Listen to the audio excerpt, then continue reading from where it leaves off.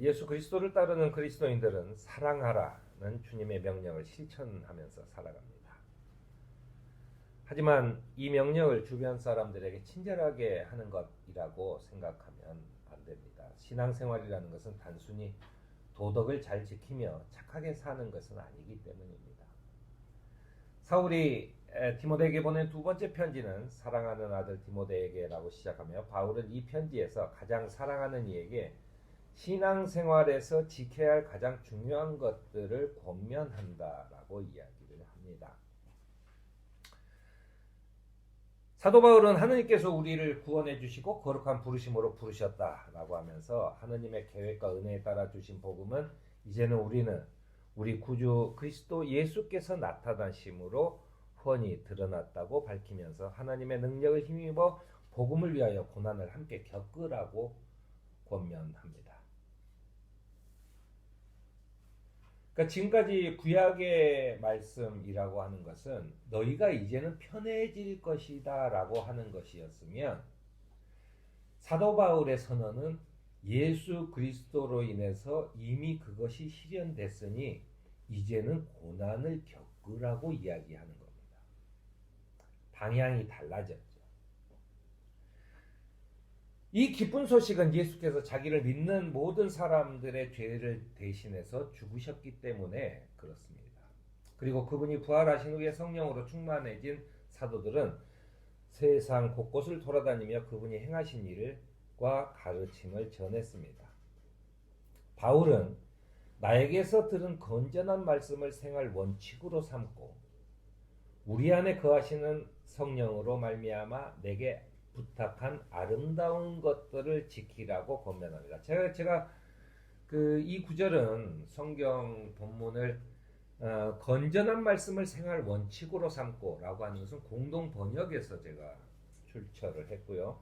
그 다음에 내게 부탁한 아름다운 것을 지켜라 하는 것은 개역 한글 성경에서 제가 인용을 했습니다.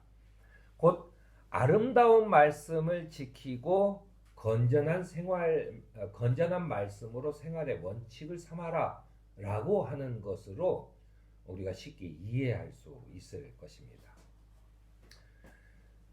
우리가 누군가에게 어떤 부탁을 받고 다른 사람에게 어떤 것들을 전달할 때는 자신의 생각이나 의도를 최대한 가미하지 않고 그대로 해야 되는 것이죠. 아무리 내 생각을 뺐다 하더라도 사람이 한번 전달을 할 때는 원래 부탁했던 말에서 약간의 변형이 올 수밖에 없어요. 그죠? 하지만 뭐냐면 되도록이면 그 원래 전하라고 했던 말씀에 충실하려고 하는 것, 그게 필요하죠. 그게 이제 세상 살면서도 필요하지만은 특히나 예수 그리스도의 말씀을 전할 때는 거기에 자기 생각을 덧붙이면 안 돼요. 자기의 생각을 덧붙이면서 항상 문제가 발생하고 있는 거죠. 그것을 자기 생각을 더하지 않으려면 사도 바울의 이것은 내가 그것을 지켜가야 돼요. 내가 그것을 지켜가는 것이어야 내가 전달할 수가 있죠. 외워서 전달하는 것은 문제가 있죠. 왜냐하면 자기도 무슨 얘기인지 잘 모르는데 전달한다는 것은 굉장히 큰 그 오류를 범하기 쉽기 때문입니다. 그래서 자기가 먼저 지켜야 돼요. 그것은 그리스도의 사랑이라고 하는 게 도덕에 맞는 사랑, 윤리적인 생활 이런 거라고 생각을 합니다. 그러니까 많은 기독교인들이 도덕적으로 또 윤리적으로 올바르게 하면 그게 뭐 예수님하고 똑같은 거 아니야? 라고 얘기한다는 거예요. 그냥 교회 다니니까 착하게 살아야 되는구나 라고 말한다는 거예요. 근데 그거는 아무 상관없어요. 사실은 착하게 살아야 되는 것은 기독교인이 아니라 그 누구라도 사람이라면 지켜야 할 윤리와 도덕이라는 게 있는 거죠. 그걸 지키면서 사는 게 뭐 특별한 내가 신앙을 가졌기 때문에 윤리 도덕을 가져요? 아니죠. 사람이 사는 데는 누구나 윤리 도덕을 가져야 돼요. 그가 뭘 믿든 믿지 않든 관계없이, 그가 어떤 상황이건 관계없이 윤리와 도덕이라고 하는 것은 다 지켜야 되는 겁니다. 그것이 그리스도인들이라고 해서 특별하게 지켜야 되는 것도 아니에요. 그럼 도대체 뭐냐? 그리스도교의 가르침이 윤리적인 생활의 지침이라면 많은 사도들이 핍박을 받고 순교를 당하지 않았을 거예요. 예수님을 믿는 사도들이 그 당시 로마와 고린도와 이런 데서 막 전해요. 아니 착하게 살자고 하는데 왜 죽여? 왜 순교를 당해요? 말이 안 되잖아요. 사도들은 그 가르침, 예수 그리스도의 가르침들이 사람들에게 비난을 받을까봐 살짝 바꾸거나 살짝 덜 얘기하거나 빠뜨리고 얘기하거나 다른 걸로 바꿔서 얘기하거나 하지 않았어요.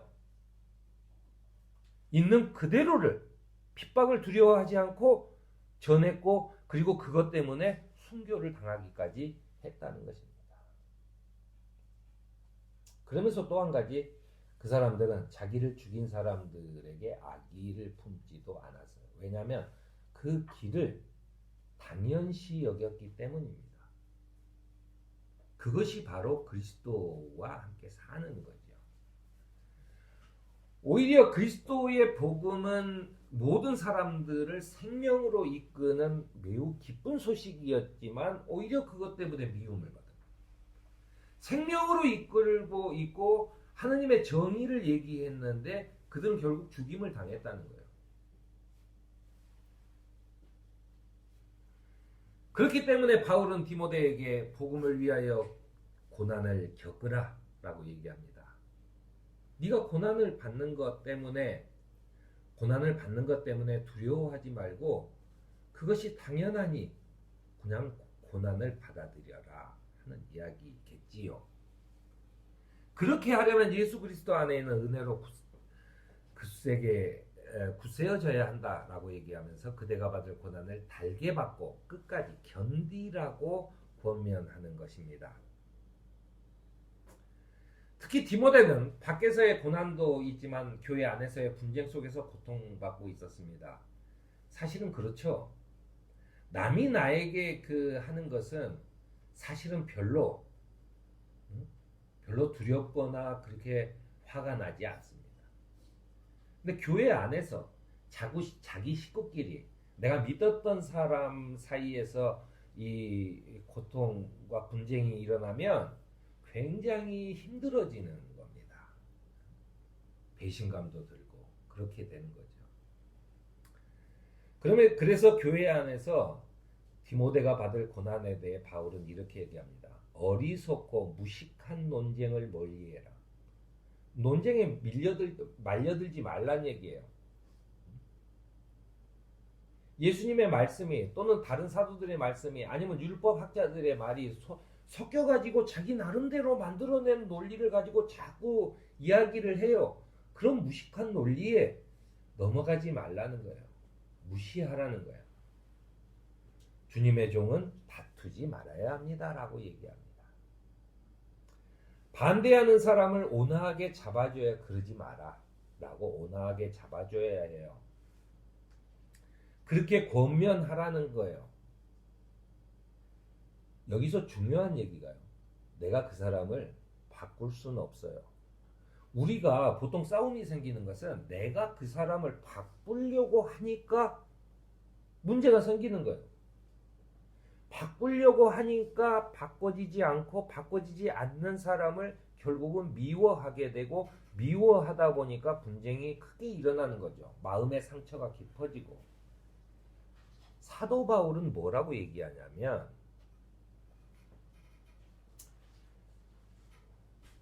그 사람의 반대하는 사람을 온화하게 바로 잡아주면 그렇게 하면 아마도 하느님께서 그 반대하는 사람을 회개시키셔서 진리를 깨닫게 하실 것이라고 위로합니다. 그러니까는 그 쓸데없는 그 무식한 논쟁을 벌이는 사람을 내가 책임지려고 하지 말라는 거예요. 그냥 그것은 아니라고만 얘기하라는 거예요. 그리고 그 사람이 깨달을 수 있도록 기도하라는 거예요. 그 사람을 책임질 수 없다는 거예요. 아마도 그렇게 하면 모르긴 몰라도 그건 하느님이 하시는 일이죠. 나는 몰라요. 나는 적어도 하느님의 말씀을 그 사람에게 전달했을 뿐이에요. 그렇게 하면 안 된다. 그러면 아마도 하느님께서 그 마음을 돌이켜서 회개시키시고 진리를 깨닫게 하실 것이다. 아마도 그런 거예요. 또한 바울은 복음을 가르치는 사람은 올바른 분별력, 그리고 친절함, 그리고 가르치는 능력, 그 다음에 분노하지 않는 것, 이것을 권면합니다. 우리가 가져야 할 것이 바로 이런 거예요. 올바른 분별력과 친절함, 가르치는 능력과 분노하지 않는 것을 권면하는 거다. 가르치는 능력은 여러분들이 반드시 구해야 되는 능력이에요. 사람의 말이 아다르고 어다른 거예요. 나는 정말로 마음에 사랑하는 마음에 한마디 그저 충고라고 했는데 상대방은 그것 때문에 더 열받을 수도 있죠. 그 가르치는 능력이 있어요. 내가 말을 할 때 주님께서 내 입술을 주장하셔서 내가 어떤 말을 해야 될지를 알려주십시오라고 기도해야 되는 거예요. 그것이 가르치는 능력입니다.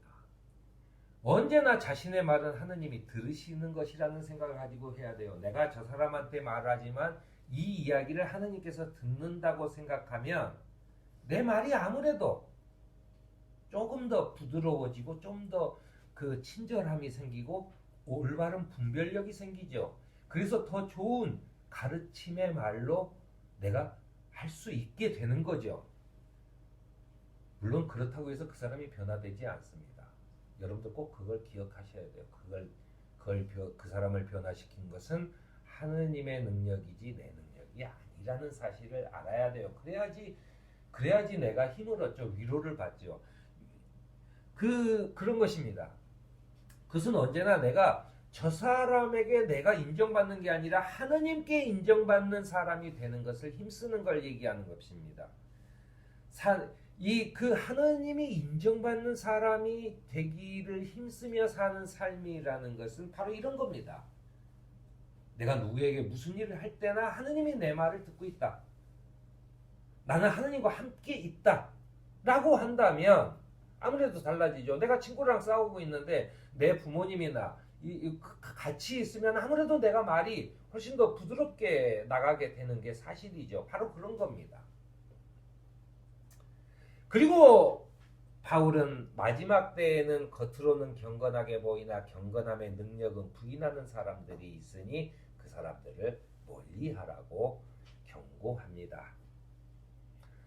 사도 바울은 마지막으로 나는 하느님 앞과 산 사람과 죽은 사람을 심판하실 예수 그리스도 앞에서 그분의 나타나심과 그분의 나라를 두고 엄숙히 명령한다라고 하면서 그대는 말씀을 선포하라고 이야기합니다. 말씀을 선포하라고 이야기해요. 이게요, 선포한다는 것은 그저 이야기를 하는 겁니다. 이거야 라고. 사도 바울의 오늘 그 디모데 후서의 이야기는 다 선포하고 가르쳐라. 친절해라. 그 사람을 변화시켜라는 절대 얘기하지 않아요. 그것 때문에 문제가 생겨요. 그것 때문에 또 요새 말로 하면 스트레스가 쌓여요. 그것 때문에 오히려 그 스트레스가 쌓여서 내 신앙조차도 흔들려. 그러지 말라는 거예요. 그건 하느님이 하시는 얘기예요. 나는 그저 말씀을 선포하는 것. 거기까지. 그것도 친절하게. 그러면서 말씀을 선포하는 것은 기회가 좋든지 나쁘든지 꾸준하게 힘써야 하며 끝까지 참고 가르치면서 책망하고 경계하고 권면해야 하는 일이라고 얘기합니다.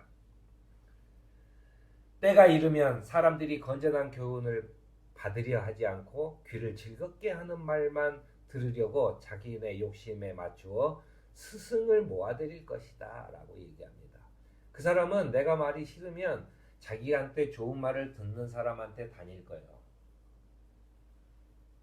그렇게 될 거라는 거예요.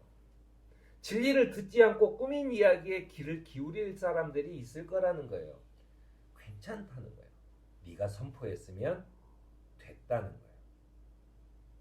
네가 그것을 무서워서 선포하지 않았으면 나에게도 책임이 있는 거죠. 하지만 나는 선포했다는 거예요. 진리를 듣지 않고 꾸민 이야기에 귀를 기울이는 사람들, 이 사람들에게 그 마음 쓰지 말고 그대는 모든 일에 정신을 차려서 고난을 참으며 전도자의 일을 하며 그대의 임무를 완수하라는 말씀을 디모데에게 전하고 있는 겁니다. 정말로 이 사도 바울이 디모데에게 하는 말은 마치 자기 자녀에게 하는 말처럼 네가 담대하게 용감하게 살아라고 하면서도 아들이 다치지 않도록 하려는 그 아버지의 마음과 같은 그런 마음이 물씬 풍겨나요. 네가 그것을 해야 하지만 그 일에서 물러서지 말고 해라. 그렇지만 너가 그것 때문에 그 사람들 때문에 스트레스는 받지 말아라 라고 하는 이야기를 계속 전하고 있는 겁니다. 그러면서 사도 바울은 이제 자기의 이야기를 합니다. 나는 이미 부어드린 제물로 피를 흘릴 때가 되었고 세상을 떠날 때가 되었다. 얘기하는 거예요. 그러면서 나는 이제 선한 싸움을 다 싸우고 달려갈 길을 마치고 믿음을 지켰다고 고백을 합니다. 그리고 의로우신 재판장이신 주님께서 그날에 그것을 나에게 주실 것이며 나에게만이 아니라 주님께서 나타나기를 사모하는 모든 사람들에게도 주실 것이라고 권면합니다. 아마도 사도 바울은 자신의 마지막을 예견했던 것 같아요. 그래서 자신의 가장 사랑하는 디모데를 향해서 이렇게 그 말씀을 지키고 순종하고 선포해라 라고 하면서 이 말씀을 전하고 있는 겁니다. 사도 바울의 부탁은 그대가 배워서 굳게 믿는 그 진리 안에 머무는 것이라고 밝히고 있습니다. 우리를 부르셔서 진리를 알게 하신 주님께 머무는 그런 삶을 살아가는 그런 한 해를 주신 주님께 감사하는 그런 소명 공동체가 되는 저와 여러분이 되기를